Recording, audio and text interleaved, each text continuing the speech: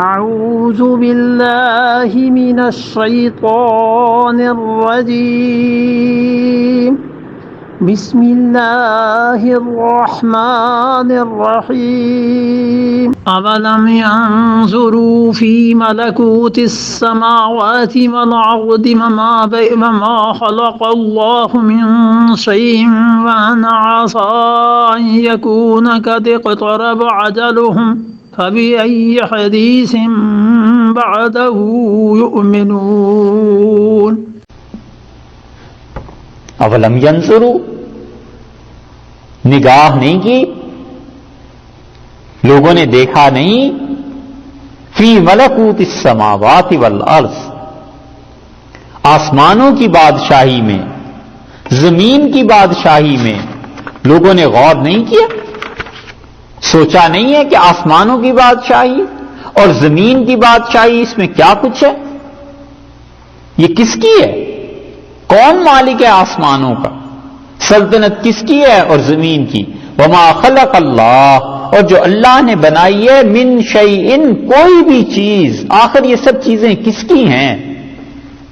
ان میں سے ایک ایک چیز اللہ کی توحید کی دعوت دیتی ہے۔ آسمانوں پر غور کرو تو تمہیں اندازہ ہوگا کہ کس ذات پاک نے کیسی خوبصورتی سے بنائے ہیں۔ زمین پر غور کرو، یہ نظام گواہی دے گا کہ اللہ ہے۔ وما خلق اللہ من شیئن، اور کوئی چیز ایسی نہیں ہے جو اللہ نے تخلیق کی ہو اس زمین میں، ان آسمانوں میں، مگر یہ کہ وہ گواہی ہے، دلیل ہے اللہ کی توحید پر۔ ایک بات، اس سے تم اللہ تک پہنچو گے، تمہیں یقین ہو جائے گا کہ اللہ کی ذات وہ ہے، اور تمہیں یقین ہو جائے گا کہ اللہ تعالی کی ذات پاک اس کا وجود بھی ہے، اور اس کی توحید کو بھی تم مانو گے۔ ایک یہ پتہ ہے ہمارا، اور ایک بات اور کہتے ہیں کہ ون عسا، اور یہ کہ شاید ممکن ہے، عسا شاید، این یکونا پہنچ گیا ہو، این یکونا کہ ہو گیا ہو، قد اقترب، قریب پہنچ گیا ہو، اجلہم، ان کا وعدہ موت کا۔ دوسری نشانی یہ ہے کہ ہمیں مانو ممکن ہے تمہاری موت کا وقت اب آ گیا ہو، کوئی نہیں جانتا کہ کب مر جائے۔ جن مریضوں کے متعلق ڈاکٹر کہتے ہیں کہ یہ مر جائے گا، نہیں بچتا، خدا چاہتا ہے تو اسے بچا لیتا ہے، اور جس کے متعلق وہم و گمان نہیں ہوتا اور اس کی لاش کو دیکھنا پڑ جاتا ہے، اللہ نے فرمایا ہے مجھے مانو اور دیکھو، میری توحید کے قائل ہو جاؤ۔ ان عسى ان يكون قد اقترب اجلهم، ممکن ہے کہ لوگوں کی ہلاکت، لوگوں کی موت کا وقت ان کے قریب آ گیا ہو، وعدہ جو ہم نے کیا ہے وہ پورا ہونے والا ہو۔ اس لیے ہر وقت اسلام پر رہے، ہر وقت دین کی تجدید، کلمہ طیبہ، یہ چیز پڑھتا رہے، تاکہ کہیں بھی موت آ جائے تو آخری عمل ایسا ہو جیسے کہ اسلام پہ۔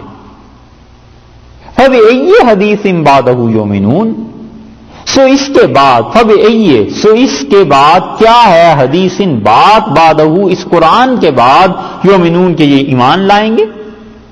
ہو کی ضمیر قرآن کی طرف لوٹ رہی ہے، اس سے مراد قرآن پاک ہے۔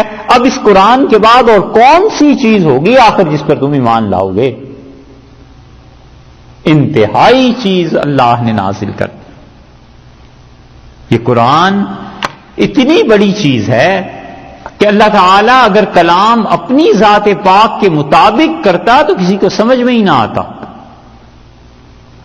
بغیر مثال کے محض چونکہ الفاظ ہی کا سہارا لینا پڑتا ہے سمجھنے سمجھانے کو، اس لیے کہتے ہیں کہ جیسے بچہ ہوتا ہے نا اور باپ کی بات نہیں سمجھ پاتا، تو باپ بچے کی زبان میں گفتگو کرتا ہے، وہ بچے کی طرح بولنے لگتا ہے۔ مثلا بچہ پانی کو میاں کہتا ہے تو بچے کو کہتا ہے کہ میاں یعنی پانی، تو اب وہ بچے کے سٹینڈرڈ پہ آ کے بات کرتا ہے تاکہ بچہ سمجھے۔ حق تعالی شانہ نے اتنی مہربانی فرمائی ہے کہ ہم انسانوں کی سطح پہ کے مطابق قرآن پاک کو نازل کیا ہے، وگرنہ وہ اپنی شان کے مطابق کلام کرتا تو کون سمجھ سکتا تھا؟ اسی لیے فرمایا یہ حدیث بعدہ یؤمنون، لوگ اس قرآن کے بعد اب کون سی بات ہے ایسی جس پر ایمان لائیں گے؟ کیا اس سے بھی بڑی کوئی چیز ہو؟ یہ معجزہ قیامت تک باقی رہنے والا ہے، لوگ اسے مانیں گے، اس پر ایمان لائیں گے تو ہی بنے گی۔